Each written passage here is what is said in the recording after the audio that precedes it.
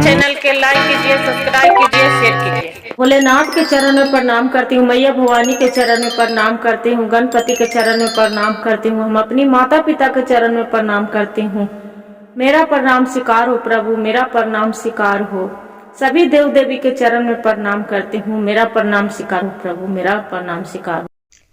नारद ने किसी को 3 लक्षणों के बारे में बताया। उसके जो 3 प्रसाद जीवन में लालच के जो धन नहीं, लालच में नहीं रहते हैं, वो मोक्ष प्रताप प्राप्त होते हैं। उसका जीवन में इन 3 लक्षणों के बारे में बताने के एक विष्णु भगवान ने कथा सुनाए हैं। जो कथा सुनते हैं पवित्र के कथा के, वो कभी धनवान ही रहते हैं, धन के कमी नहीं होता है। एक किसी गांव में गुरु बहन एक कोई भिखारी रहा करता था। बेचारा किसी कोई धान, किसी को मन में उसका कोई लालच नहीं था, कुछ भी नहीं लालच। गरीबी में पला था, गरीबी में जी रहा था, गरीबी से उसका कट रहा था जीवन। बाकी देखिए गुरु बहन, जो भगवान भोलेनाथ के महिमा रहे, हरि विष्णु के, तब कोई ऐसा व्यक्ति वो भूखा नहीं रख सकता है। तो जैसे एक वो किसान के, राकेश नाम के किसान था, बेचारा एकदम गरीबी था, बहुत ज्यादा ही। किसी को खेत में धान कट जाता था, बाल उड़ जाता था, तो वहाँ एक आध को जो धान वाला बाल गीला रहता था, वो चुन चान के लाके कूट काट के खा के जीवन पालन पोषण कर रहे थे, बाल बच्चा के, अपने भी। गरीब वो लकड़हारा के लकड़ी काटने जाता था, लकड़ी काट के बेच खोज के कैसे हूँ जीवन वो बिता रहे थे। वैसी करते करते और कुछ नहीं मिलता था, खेत में से साग लाते थे, साग रोटी साग भात खा के वो जीवन कैसे हूँ व्यक्ति के बिता रहा था। एक दिन भोलेनाथ हरि विष्णु दोनों बोलते हैं कि देखिए तो ये आदमी कितना ही महान है, महात्मा के काम करते हैं।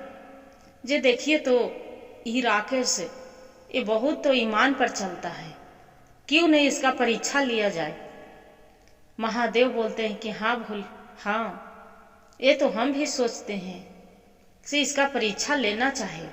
माता पार्वती भोलेनाथ परीक्षा लेने के लिए क्या करते हैं, जो राकेश रहता है खेतों में काम ऐसी चुनते रहता है, किसी किसी के गेहूं है, धान है, कोई मनो कुछ में उसका ईमान पर खा रहे थे, किसी को बेईमानी डकैती चोरी चारी नहीं करते थे।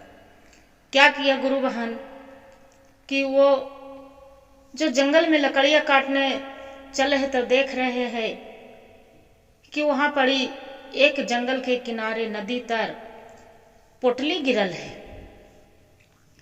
जो पोटली गिरल है तो पोटली हाथ में उठा के देख रहा है कि अरे ये तो पोटली में लग रहा है कि जैसे कोई चोर उर होगा, एक पानी पीने आया होगा नदी के किनारे, उसी को गिर गया होगा। ये पोटली हम नहीं उठा सकते हैं। वो पोटली नहीं उठाया। फिर क्या हुआ, वैसे ही पोटली धर दिए। फिर गुरु बहन आगे बढ़े तो उसका बहुत कस के भूख लग रहा है। जो भूख लग रहा है तब सोच रहा है कि क्या खाऊंगी, घर में तो खाना नहीं है, ये खाएंगे तो हम क्या खाएंगे। चाले खेत उसका खेत में नजर आ गया, देख रहा है कि हरा भरा उसका साग लग रहा है खेसाड़ी के। सोच रहा है कि वो खेसाड़ी के साग जो दिख रहा है वही तोड़ के हम काहे ना हम खा लेते हैं। गुरु बहन उसका खेसाड़ी के साग तोड़ के खा ले, जीवन बिता रहे थे प्रकृति के महिमा। खेसाड़ी के साग तोड़ के खा के वो आ गया। जो आ गया फिर भगवान वहां पड़ी देखते हैं कि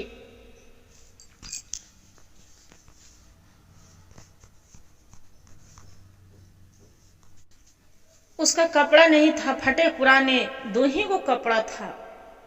वो बहुत पात्र से काम लेता था। क्या करता था, वहां पर ही जो कपड़ा पहनता था, किसी को चोरी डकैती तो नहीं करते थे गुरु बहन। बाकी जो फटा पुराना कपड़ा पहले रहता था, वही कपड़ा से अपना जीवन गुजर बसर कर रहा था। क्या हुआ, एक दिन भगवान महादेव भी तो सोचे कि ये देखते हैं एक कपड़ा उठाता है कि नहीं उठाता है। क्या किए कि माया के देखिए भोलेनाथ के बाजार में, जैसे ही उस जंगल में चले लकड़ी काटने के लिए, तो देख रहे हैं कि वही पेड़ के नीचे बहुत सुंदर सा वस्त्र रखल है, एकदम चमचमाते हुए शर्ट पैंट बहुत सुंदर सा दिख रहा है, एकदम महाराजा नियन। बाकी वो कपड़ा के हाथ तक नहीं लगाया। सोचा कि होगा किसी को, कोई छोड़ के बाजार से जा रहा होगा, तो इसलिए आराम करने के लिए बैठा होगा पेड़ तर, भूल से रह गया। बाकी वो हाथ नहीं लगाया, वहां से चल दिया। वो किसी को गिरल परल वो रास्ते में से नहीं उठाता था। वो पाप वाला काम नहीं करता था, नहीं बुरा कर्म करता था। वैसे ही एक दिन वो सोचे कि क्यों न ये नदी के किनारे हम नदी में स्नान कर लेते हैं, मेरा बदन शुद्ध हो जाएगा। वो बहुत पुजारी था, भगवान के बिना पूजा कैले राकेश खाना नहीं खाता था। तो वहां नदी दिखा तो काम करने जाने के पहले वो स्नान करने लगा। भगवान विष्णु हरि सोचे कि क्यों न ये देखते हैं कि नदी के किनारे बढ़िया कपड़ा सुंदर सा वस्त्र रख देंगे, वो पहन के तब पूजा करेगा तो उसके लिए लाभ होगा, धन प्राप्ति होगा। बाकी क्या किए गुरु बहन, वो नहीं सा कपड़ा वैसी वस्त्र रखे के रखे रह गया, देख के छोड़ दिया कि कोई आया होगा स्नान करने, उसका यहाँ रह गया, हम काहे ले उठावे, हमको नहीं उठाना है। वो नहीं उठाया, जो कपड़ा नहीं उठाया सुंदर सा वस्त्र, तो भगवान भोलेनाथ ने अब सोचते हैं कि एक परीक्षा और लेते हैं। क्या किए गुरु बहन, वही जंगल में लकड़ी काटने जाता था, वहां फल में उसका सोना के टुकड़े उस फल में घुसा के और वृक्ष के नीचे रख दिए कि देखते हैं कि उठाता है कि नहीं उठाता है। वो जब फल देखा हाथ में लेके और वैसे धर दिया, ये तो सोना के लग रहा है कि टुकड़ा है, लग रहा है कि कोई चोर चोरी करके जा रहा होगा, इसलिए भूल से यहीं पड़ी रह गया है, हम यहीं रख देते हैं, वो आएगा खुद से ले जाएगा।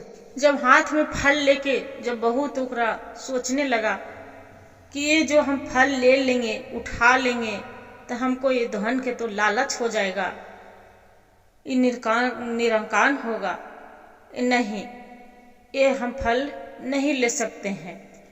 वो मन में विचार करके वैसी बड़ी फल रख दिए, रख के वहां से उसका मन में लगा कि जो हम लालच करते हैं तब हम सब दिन निष्ठा गरीबी में हम रह जाएंगे, इसलिए ये धन के ले जाना ही ठीक नहीं है।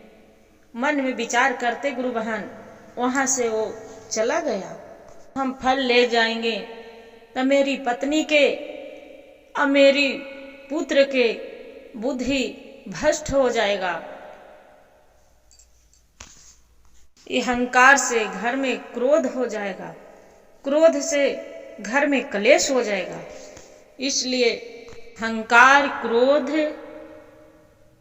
और जीवन भर के पुण्य भी नष्ट हो जाएगा।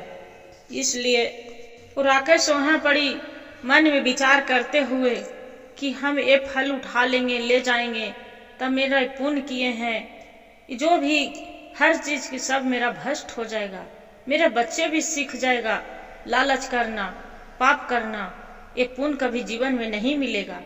इसलिए वो सोच विचार करते गुरु बहन वो फल के वजह जमीन पर रख के और वहां से वो चल दिया।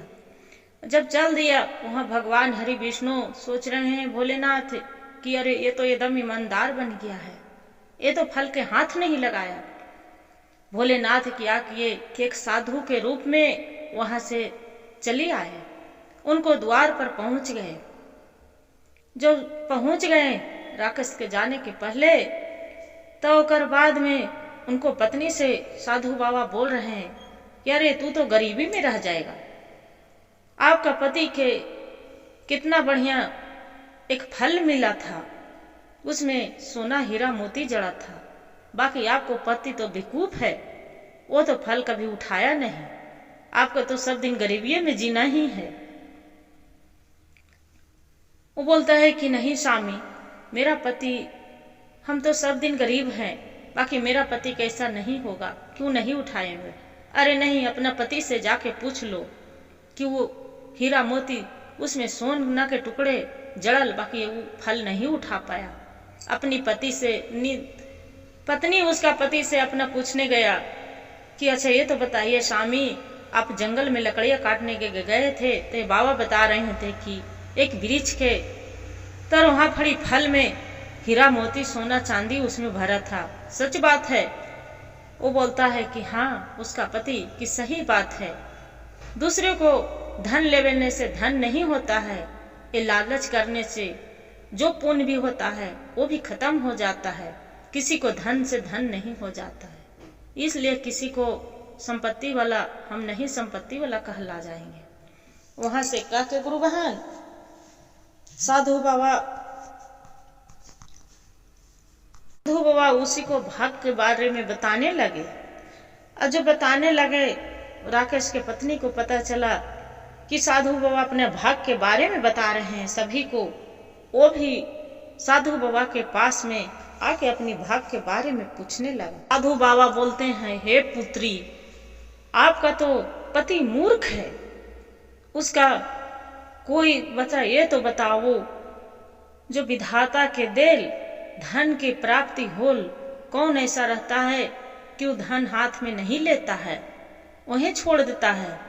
आपको तो जब तक पति जीवित रहेगा, जब तक आप गरीबी में जियोगे, कभी सुख में नहीं पाएगा।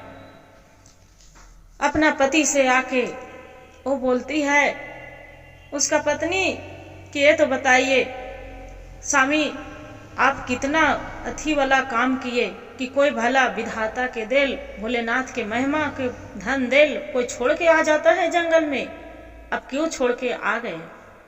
उसका पति बोलते हैं कि देखिए, किसी को धन के लालच करने से आप धन वाला नहीं होंगे, वो महापाप है। वो बहुत घाम पसीना के कमाई किसी को खाओगे, लूट के खाओगे, कभी जीवन में सुखी नहीं पाओगे। इसलिए हम नहीं लाए। किसी को धन बला से धन नहीं होता है। अपना सबूरी संतुष्टि से जो हम फल खा रहे हैं, जो धन खा रहे हैं, वही मेरा पाचन शक्ति है, वही मेरा हिम्मत है। बाकी किसी को शैतानी बेईमानी करने वाला वो हिम्मत नहीं है। राकेश ने अपना पत्नी से बोला, ये तो बताओ, आपको कौन बोल दिया, कौन बताया वो धन के बारे में। उसका पत्नी बोलती है कि एक साधु बाबा आए हैं, मेरा साधु बाबा बताए हैं कि आपको जीवन में धन नहीं है, आपको पति वो धन छोड़ के आ गए, वो लालच नहीं किया। भला कोई ईश्वर के देल धन के लालच होता है, वो भगवान दिए हैं। बोलते हैं कि हे, अपना पत्नी के लेके साधु बाबा के पास गया। बोलते हैं, हे ईश्वर, हे महात्मा, आप तो सब जानते हैं, बाकी मेरा धन की इच्छा नहीं है। ये जो धन है, जो एक माया के जाल है, जिसका धन है, जिसका देखिए सभी कोई जाते हैं कि धन के लालच में उसका मार देता है, काट देता है, सब चीज कर जीवित नहीं छोड़ता है। हे नाथ, हे प्रभु, ऐसा धन नहीं चाहिए। लालच करता है, उसका उद्धार नहीं होता है। उसका जो धन होता है मनुष्य के पास, उसका चोर लालच बहुत हो जाता है। व्यक्ति के मन में लालच, क्रोध, धन मान के बहुत क्रोध मन में भर जाते हैं। उस भर धन कैसे धन हो सकता है, कैसे धन प्राप्ति कर सकते हैं, वो धन कैसे सुख मिल सकता है। साधु बोलते हैं कि हे राकेश, तू बहुत नादान है, ये तू सोचो, हे मूर्ख, तू तो मूर्ख वाला बात बोल रहा है। जिसका पास में धन है उसी को पास में जन है, कोई भी आ जाता है, राजा महाराजा साधु महात्मा सभी कोई आते हैं, उसी को पास में सब आ जाता है। जिसका धन नहीं है उसका पास में कोई नहीं आता है पूछने के लिए। राकेश बोलता है, हे महात्मा, जो भी है धरती पर क्रोध पाप पुण्य सबसे धर्म है, हर चीज से ईमानदारी से जो चलता है उसी को है, उसी को पुण्य है। जो अपने ही ईमान से रहता है, अपना ईमान के खाना एक तो रोटी खाती है, उसी को सब के मन में वो डर भय सभी से निकल जाते हैं प्रभु। फिर क्या दूसरे को धन से क्या लेना देना, क्या लालच, वैसा कुछ नहीं है। भोलेनाथ बोलते हैं, महात्मा जी जो रहते हैं बोलते हैं, ये तो आप तो बहुत ईमानदार व्यक्ति हो। राकेश बोलता है, हे गुरुदेव, ये महात्मा जी, हमरा लिए जो साग खा रहे हैं वही मेरा लिए अमृत के भोजन है। जो पुण्य है इतना जो हम कर रहे हैं वही मेरा लिए धर्म है। तपस्या मेरा जो हम कर रहे हैं पुण्य वही मेरा धर्म है। मेरा से बढ़ के कुछ नहीं है, उससे मेरा बढ़ के कुछ नहीं चाहिए। इतना सुनते हैं भोलेनाथ पूरा विमान भेज देते हैं। हे महात्मा, हम एक कौड़ी भी दान करते हैं तो मुझ जैसा व्यक्ति के मेरा है वही बहुत सबसे बड़ा दान है। स्त्री माता के समान है, प्राही स्त्री मट्टी के ढेले के समान है। राकेश बोलता है, हे साधु, हे महात्मा, वो दूसरे को धन है वो कीचड़ के समान है, वो दूसरों के कीचड़ के समान दूसरों के व्यक्ति हम क्यों अपना सीने से लगावो। मेरे लिए कुछ भी नहीं है कीचड़ से बढ़ के। इतना ही सुनते भगवान भोलेनाथ साधु, इतना सुनते गुरु बहन सभी आकाश के देवता देवी जितना भी सभी 36 करोड़ देव सब आनंद पूरा फूलों के बरसात करने लगे कि इतना ईमानदारी आज तक कोई व्यक्ति नहीं देखे हैं। उनको फूलों के विमान आया, ऊपर से बोलते हैं कि हे राकेश, आप पूरा व्यक्ति आप चलो मेरे साथ ये विमान बैठो, अपना पत्नी बच्चे के लेके और चलो आप पुण्य के प्राप्ति करो। आप बहुत जीवन में दुख काटे हो, अपना सुख के भी सुखी पावो, जीवन में पुण्य कमावो। कृष्ण बोलता है, हे धर्मात्मा, हे भोलेनाथ, आप कौन हैं? आप कोई लगते हैं कि देवता हैं, आप साधु नहीं हैं, अपना रूप में आ जाइए प्रभु। इतना ही बोलते भगवान भोलेनाथ हरि विष्णु अपने ही रूप में आ जाते हैं। छाते छाते चरण पर राकेश गिर जाता है, हे भोलेनाथ, हम नहीं जानते थे कि आप मेरा ई रूप में दर्शन देंगे।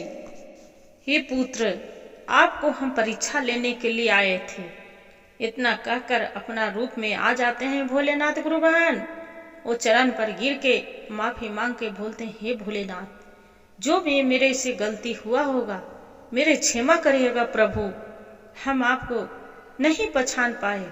भोलेनाथ बोलते हैं, नहीं पुत्र, आपको जैसा मेरा जो शिष्य रहे भक्त, इतना ईमान भला इस धरती पर पूरा पुण्य ही पुण्य होगा।